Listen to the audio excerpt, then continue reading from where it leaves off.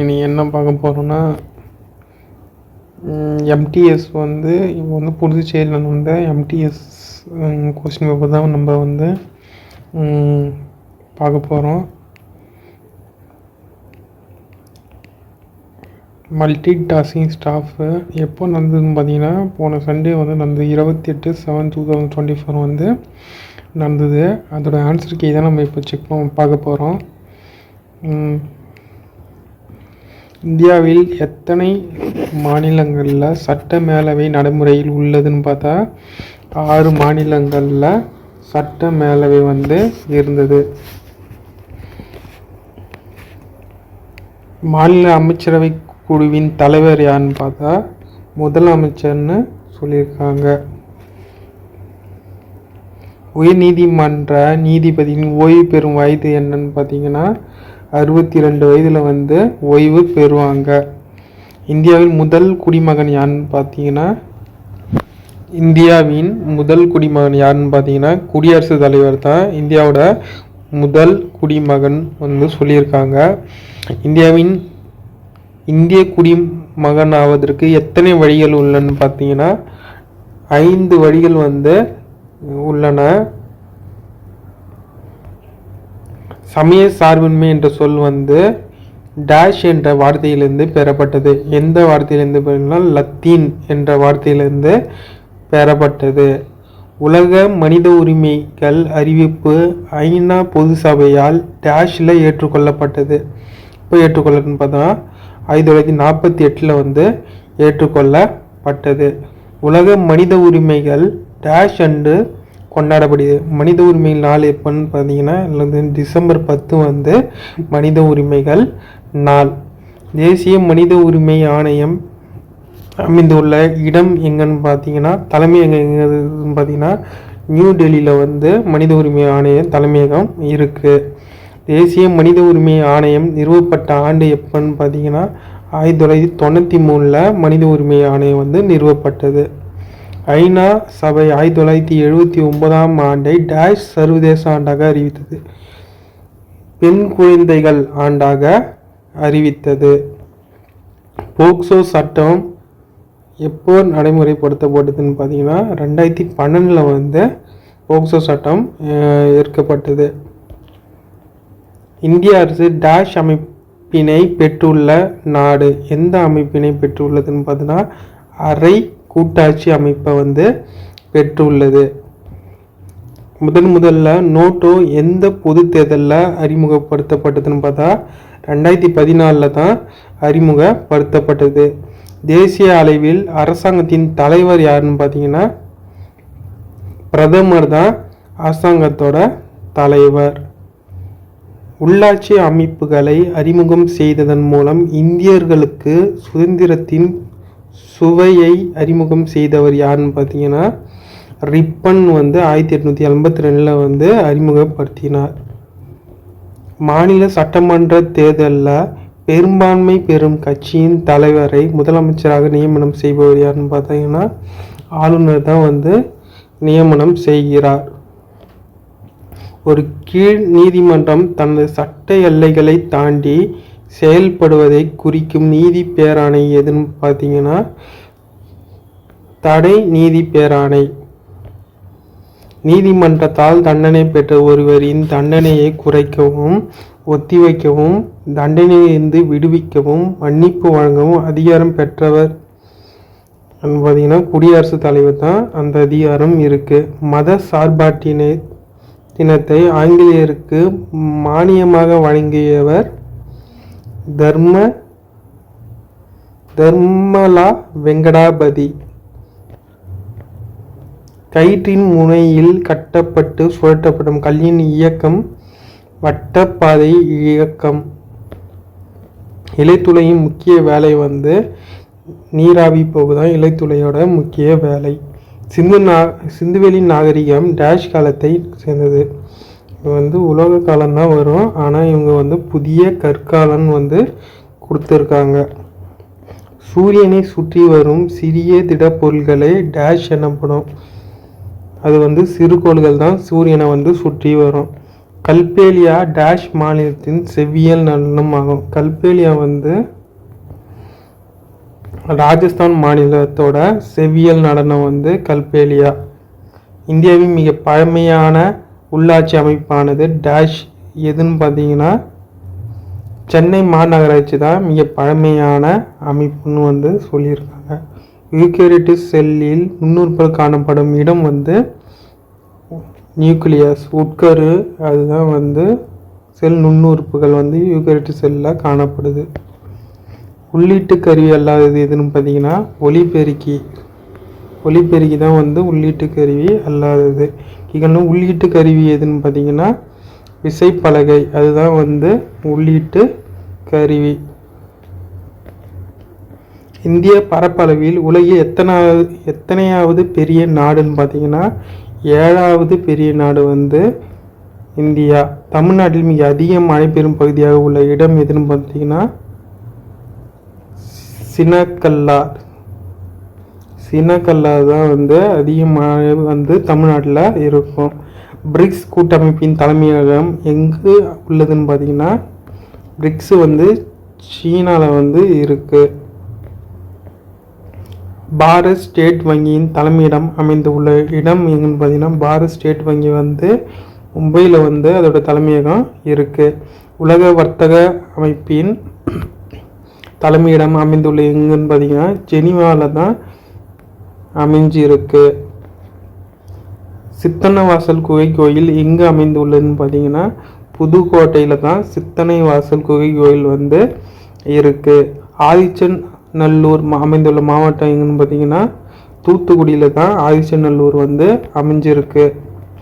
8 வழிப்பாதை என்பது யாருடையதுன்னு பார்த்தீங்கன்னா புத்தரோடது தான் 8 வழிப்பாதை. நைல் நதியின் நன்கொடை என அழைக்கப்படுவது எதுன்னு பார்த்தா எகிப்து தான் நைல் நதியின் நன்கொடை அப்படின்னு வந்து சொல்லுவாங்க. சாணக்கியன் என்று அழைக்கப்படுபவர் யாருன்னு பார்த்தீங்கன்னா கௌடில்யர் தான் சாணக்கியன்னு சொல்லுவாங்க. பிரிட்டிஷ் இந்தியாவின் முதல் பொது தேர்தல் நடைபெற்ற இடம் வந்து பிரிட்டிஷ் இந்தியாவில் எப்போ நடைபெற்றது 1920 தான் வந்து நடைபெற்றது. வந்து மேக்ஸ் வந்து நான் அப்புறமா உங்களுக்கு வந்து ஒரு வீடியோவை நான் அப்லோட் பண்ணுறேன்.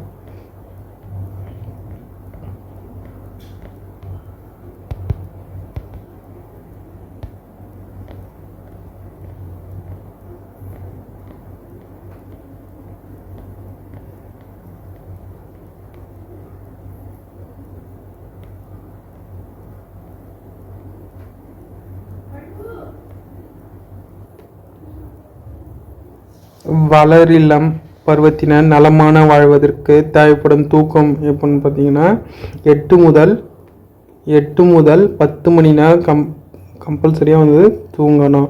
டேஷ் வயதிற்கு இடைப்பட்ட காலம் வளரிளம் பருவம் என்று எனப்படும். 11 முதல் 19 இடைப்பட்ட காலம்தான் பருவம் வந்து சொல்லுவாங்க. உணவுப் பொருட்களை நீரில் ஊற வைக்கும் போதும் கொதிக்க வைக்கும் போதும் உயிர் சத்து வைட்டமின் வெளியேறிவிடும். அவை வந்து எந்த வைட்டமின் பார்த்தீங்கன்னா வைட்டமின் பியும் சியும் உணவுப் பொருட்களை ஊற வச்சா அதுலேருந்து வெளியே வந்துடும்.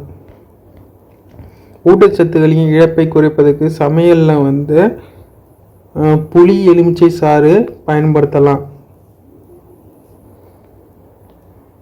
வாழைப்பழத்தை கெட்டு போகாமல் நீண்ட நாட்கள் பாதுகாக்க டேஷ் பயன்படுத்தலாம். அரை வெப்பநிலையில் வச்ச வாழைப்பழம் வந்து கெட்டு போகாமல் இருக்கும். இந்திய உணவு கழகம் உருவாக்கப்பட்ட ஆண்டு எப்போன்னு பார்த்தீங்கன்னா 1965 தான் இந்திய உணவு கழகம் ஆரம்பிக்கப்பட்டது. தயிர் உருவாக்க பயன்படும் நுண்ணுயிர் எதுன்னு பார்த்தீங்கன்னா லாக்டோபாசில்லஸ் தான் தயிர் உருவாக்க பயன்படும் நுண்ணுயிர். சோயா மொச்சையில் -% புரத சத்து காணப்படுகிறது. சோயா மொச்சையில் 42% வந்து காணப்படுது. ஓட்ஸில் உள்ளது எதுன்னு பார்த்தீங்கன்னா கரையும் பீட்டா குளுக்ககான் தான் வந்து ஓட்ஸில் வந்து இருக்கு. நெல் அவித்தலால் இழக்கப்படும் உயிர்ச்சத்து தடுக்கப்படுவது எதுன்னு பார்த்தீங்கன்னா வைட்டமின் சி வந்து தடுக்கப்படுது. பயிர்களை முளை கட்டுவதால் டேஷ் உயிர் சத்து மிக அதிகமாக உருவாகிறது. எந்த சத்து வந்து பார்த்தீங்கன்னா சி வந்து உருவாகுது. காச நோயினால் பாதிக்கப்படும் முதன்மை உறுப்பு எதுன்னு பார்த்தீங்கன்னா நுரையீரல் தான் வந்து காச நோயினால் பாதிக்கப்படும் முதல் உறுப்பு. சரியானதை தேர்ந்தெடுக்கணும்னு வந்து சொல்லியிருக்காங்க. சரியானதை கேட்குறாங்க. உழுவது என்பது மண்ணை தளவடைய செய்யும் முறை. மண்ணை தளவடைய தான் உழுவாங்க, அது கரெக்டு. களை கொத்தி ஒரு துளையிடும் கருவி. உண்டுதல் மூலமாக மண்ணை தளவடைய செய்யலாம், அது வந்து பண்ண முடியாது. இயந்திர கலப்பை மூலமாக தண்ணீர் வந்து பாய்ச்சலாம், அதுவும் முடியாது. இதில் வந்து சரியானதுன்னு பார்த்தீங்கன்னா உழுவது என்பது மண்ணை தளவடைய செய்யும் முறை தான் கரெக்டான ஆன்சரு. நீர்ப்பாசனத்தில் எது மிகவும் நல்ல முறையாகும் பார்த்தீங்கன்னா சொட்டு நீர் பாசனம் தான் நல்ல முறைன்னு சொல்லியிருக்காங்க. கம்பளி முதல்ல உருவாகிய இடம் எங்கன்னு பார்த்தீங்கன்னா மெசபடோனியாவில் தான் கம்பளி வந்து உருவாச்சு. இந்த வடிவமானது வடிவத்துக்கு ஆடம்பரத்தை சேர்க்கும். எதுனா அலங்கார வடிவம் தான் ஒரு ஆடம்பரத்தை வந்து சேர்க்கும்னு வந்து சொல்லியிருக்காங்க. பேரிடரின் போது பாதிக்கப்பட்டோருக்கும் தேவைப்படுவதற்கும் உதவி செய்யும் சங்கம் எதுன்னு பார்த்தீங்கன்னா செஞ்சிலுவை சங்கம் தான் வந்து பேரிடரின் போது வந்து தேவைப்படுவோருக்கு உதவி செய்யும் சங்கம் என்பதுதான் ரெட் கிராஸ். இந்தியாவில் சுகாதார அமைப்பை கொண்டுள்ளது எதுன்னு பார்த்தீங்கன்னா மத்திய சட்டம், உள்ளூர் சட்டம், மாநில சட்டம். மேற்கண்ட அனைத்தும் வந்து சுகாதார இதை வந்து கொண்டு இருக்கு. தன் சரியில்லாததை வந்து நீக்குக அப்படின்னு வந்து சொல்லியிருக்காங்க. தன் சுகாதாரம் என்பது நோய் உண்டாக்குவதையும் பரவுவதையும் தடுக்கும் சிறந்த முறையாகும். இதில் வந்து தெருவை பராமரித்தல், இதுதான் வந்து டிஃப்ரெண்ட். நகர பராமரிப்பு, வாய் பராமரிப்பு, தெரு வந்து இதுதான் வந்து சரியில்லாததுன்னு சொல்லியிருக்காங்க. சிக்கன் குனியா வைரஸின் அடைக்காக்கும் காலம் வந்து சிக்கன் குனியா வைரஸ் வந்து பார்த்தீங்கன்னா 2-12 நாட்களை வந்து அடைக்காக்கும்னு வந்து சொல்லியிருக்காங்க. தீயணைக்கும் படை வாகனங்களின் செல்ல வேண்டிய அதிகபட்சமான வேகம் என்னன்னு பார்த்தீங்கன்னா 50 km/h தான் வந்து தீயணைப்பு வாகனம் வந்து செல்ல வேண்டும். மனிதனின் முதன்மையான சுவாச உறுப்பு எதுன்னு பார்த்தீங்கன்னா நுரையீரல் தான் வந்து மனிதனோட முதன்மையான சுவாச உறுப்பு. மத்திய மோட்டார் வாகன சட்டம் 1988 2வது அத்தியாயத்தின்படி பயிற்சி உரிமம் அல்லது ஓட்டுநர் உரிமம் செல்லுபடியாகும் பார்த்தீங்கன்னா பிரிவு 13 படி இந்தியா நாடு முழுவதும் வந்து மோட்டார் வாகன சட்டம் வந்து செல்லுபடி ஆகும். கண் பார்வை குறைபாடு உள்ளவர்கள் வாகனத்தை இயக்கலாமா? வந்து வாகனத்தை அவங்க வந்து இயக்கக்கூடாது, ஏன்னா ஆக்சிடென்ட்லாம் அதிகமாக நடைபெறும். உராய்வதால் ஏற்படும் மோதல்கள் எங்கு அதிகம்னு பார்த்தீங்கன்னா குறுகிய சாலை, மார்க்கெட் பகுதிகள், அங்கெல்லாம் வந்து மோதல்கள் வந்து அதிகமாக நடக்கும். மத்திய மோட்டார் வாகன சட்டத்தில் சாலை ஒழுங்குமுறை விதிகள் அமலுக்கு வந்த காலம் வந்து 1/7/1989 வந்து சாலை விதிகள் வந்து வந்தது. சந்திப்பில் பிரியும் 2 ஊர்களின் பெயர்களையும் தூரங்களையும் குறிப்பிடும் பலகை இருக்கும் இடம் என்பதா சாலை சந்திப்புகள் தான் வந்து அப்படி இருக்கும். ஊர்களின் தூரம், தங்கும் வசதி போன்றவற்றை ஓட்டுநருக்கு தெரிவிக்கும் சின்னம் எதுன்னு பார்த்தீங்கன்னா தகவல் சின்னம் தான் வந்து தெரிவிக்கும். விளக்கு சிக்னலில் மஞ்சள் நிறம் விட்டு விட்டு எரிந்ததால் அதை வந்து என்ன சொல்லுவாங்கன்னு பார்த்தீங்கன்னா சந்திப்பில் வாகனத்தின் வேகத்தை குறைத்து கவனத்துடன் சந்திப்பை கடக்கவும் வந்து சொல்லுவாங்க. எல்லோ கலர் லைட் வந்து எரிஞ்சா. தமிழ்நாடு மாநிலத்தில் ஒதுக்கப்பட்ட ஆர்டிஓ எழுத்துக்கள் எவைன்னு பார்த்தீங்கன்னா டிஎன், இதுதான் வந்து தமிழ்நாடு வந்து குறிக்கும். உத்தரவு சின்னங்கள் தரும் உத்தரவுகளுக்கு ஓட்டுநர்கள் வந்து கண்டிப்பாக கடைபிடிக்க வேண்டும். இந்த சின்னம் ஓட்டுநருக்கு தெரிவிப்பது என்னன்னு பார்த்தீங்கன்னா